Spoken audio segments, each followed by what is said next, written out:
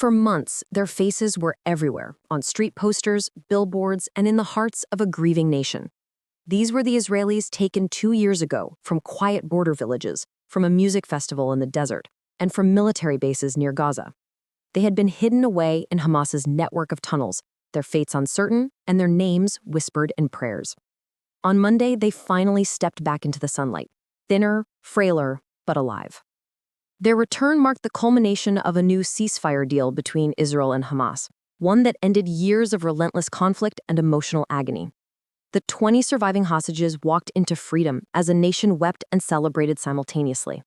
For many Israelis, it was not just the end of captivity for those held underground, it was a moment of collective redemption. Across Tel Aviv, Haifa, and Jerusalem, Israelis flooded public squares waving flags, singing national songs, and watching the live footage of the releases on giant screens. At Hostages Square in Tel Aviv, a sea of people stood shoulder to shoulder, many holding photographs of loved ones who never made it back. The emotional reunions broadcast from the Reim military base stirred the nation, fathers clutching sons, mothers collapsing in relief, and siblings crying into each other's shoulders. Prime Minister Benjamin Netanyahu, standing beside U.S. President Donald Trump in the Knesset, declared the day a time for peace. Quoting from Ecclesiastes, Netanyahu said, "There is a time for war and a time for peace. The last 2 years have been a time of war. The coming years will hopefully be a time of peace. Peace inside Israel and peace outside Israel." But even amid celebration, the wounds of war remained. 20 living hostages had come home, yet the remains of 28 others still awaited identification. And while Israelis rejoiced, the memories of their suffering and the deep divisions that the war exposed still lingered beneath the surface. As helicopters carrying the freed hostages roared over Tel Aviv, crowds erupted in cheers. Families waved Israeli flags, tears streaming down their faces as the aircraft descended toward hospitals where the hostages would receive care. The scenes were filled with relief and disbelief, an entire nation witnessing a long-awaited miracle. Among the most touching reunions were that of Gali and Ziv Berman, 28-year-old twins from Kfar Aza who had been kidnapped on October 7, 2023, alongside their neighbor, Emily Damari. The three were separated immediately after reaching Gaza, and the twins hadn't seen each other since. When they finally embraced on Monday, the moment captured the emotional depth of the nation's joy. Both wore matching yellow shirts of their favorite soccer team, Maccabi Tel Aviv, as they were flown past Bloomfield Stadium, where fans cheered their names. Another powerful scene unfolded with the Cuneo brothers, Ariel and David, who were both released and reunited with their partners, former captives themselves. Ariel's partner, Arbel Yanmd, had been freed earlier and became one of the most outspoken voices in the campaign for the hostages' release. "From the moment I was freed, I dedicated everything to bringing Ariel home," she said tearfully. "Now that he's back, we can finally start healing." David's wife, Sharon, and their twin daughters had already been returned in November 2023. The family, once shattered, was whole again. In another emotional reunion, brothers Eitan and Yair Horn, also abducted from near Oz, were reunited. Yair had been freed months earlier, but Eitan remained in Gaza until Monday. When they finally met again, they cried openly, surrounded by soldiers who clapped and sang songs of hope. These moments symbolized not just personal reunions, but the collective heartbeat of a country desperate for closure. After 2 years of war, uncertainty, and grief, Israel was breathing again, if only cautiously. The emotional homecomings came at a heavy price. The 20 living hostages were exchanged for nearly 2,000 Palestinians imprisoned in Israel. While this exchange brought immense relief, it also reignited a fierce debate about justice, accountability, and the human cost of diplomacy. For now, the country chose celebration over controversy. Israel's military confirmed later that evening that Hamas had also returned 4 corpses believed to contain the remains of deceased hostages, with identification efforts already underway. Brigadier General Efi Dufresne, the Israeli military's chief spokesman, promised that the state would not rest until every missing person was accounted for. "We do not forget them for a moment," he said solemnly, his words echoing the grief that still lingered. The statistics behind the tragedy remain staggering. Around 1,200 Israelis had been killed in the initial Hamas-led assault in October 2023, and 251 people were taken into Gaza. Before Monday's exchange, 59 bodies had already been returned for burial.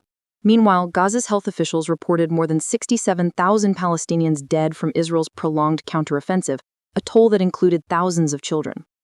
The process of the release was both familiar and surreal. Just like in previous deals, the Red Cross took custody of the hostages inside Gaza, then transferred them to Israeli troops at the border. From there, they were taken to the Reim army base for health checks and reunions, then airlifted to hospitals in central Israel. But this time was different. There were no more living hostages left in Gaza, a milestone that felt almost unreal. For the first time in years, Israel could begin to close one of the darkest chapters in its modern history. The sight of smiling returnees, some waving weakly from helicopters, others clutching flags, marked a symbolic end not just to captivity, but to 2 years of anguish that had defined the nation's spirit. The sense of closure, though powerful, came with quiet reflection. For many Israelis, the ceasefire and the hostages' return represented a fragile peace rather than a triumphant victory. Prime Minister Netanyahu, flanked by President Trump in the Knesset, declared that the war is over. Yet, among citizens, there was lingering skepticism. Could a nation that had endured so much truly heal so easily? In the streets of Tel Aviv, large billboards displayed the words, "Welcome home," beside the faces of those released. Cafes played patriotic songs, and strangers embraced as if bound by shared trauma. But behind the smiles were unspoken questions about what would come next. The war had left deep scars, both physical and emotional, that no political speech could instantly erase. What surprised many viewers most were the final video calls between hostages and their families before their release. In one widely shared clip, Einav Zengauer, a mother who had fought tirelessly for the hostages' freedom, spoke to her son Matan, still in Gaza at the time. She said, "There's no war. It's over." Her voice trembling with joy. "You are coming home." Moments later, his helicopter touched down on Israeli soil. For families who had spent 2 years in anguish, the sight of their loved ones alive was enough to soften even the hardest hearts. For those still mourning the 28 whose remains were yet to return, the pain persisted, but mingled now with gratitude that peace, however uncertain, had finally arrived. As night fell, crowds remained in Hostages Square long after the last helicopter landed. Some sang hymns, others lit candles, and a few stood silently, their faces illuminated by the flicker of hope.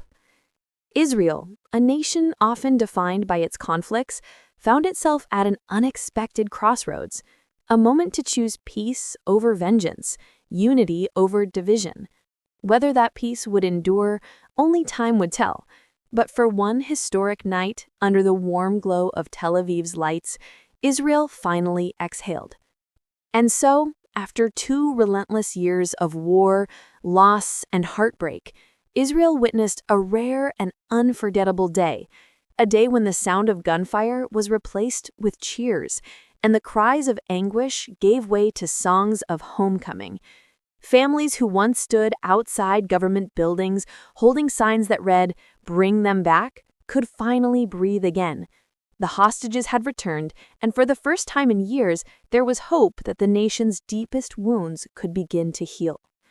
But peace in the Middle East has never come easily, and even as Israel celebrated, new questions began to emerge.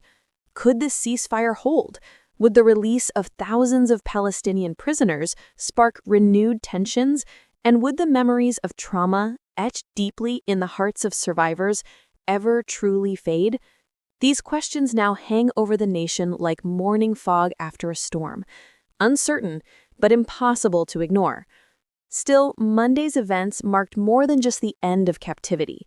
They signaled the resilience of human spirit. From the tunnels of Gaza to the hospitals of Tel Aviv, stories of endurance, faith, and unity emerged stronger than politics or borders.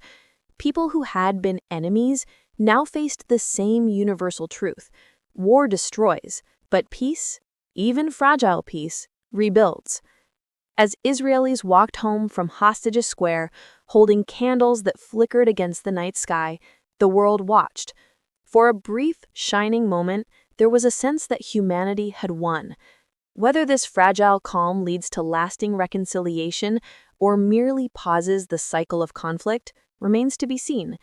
But one thing is clear. On this historic day, Israel didn't just welcome its people home, it rediscovered its soul.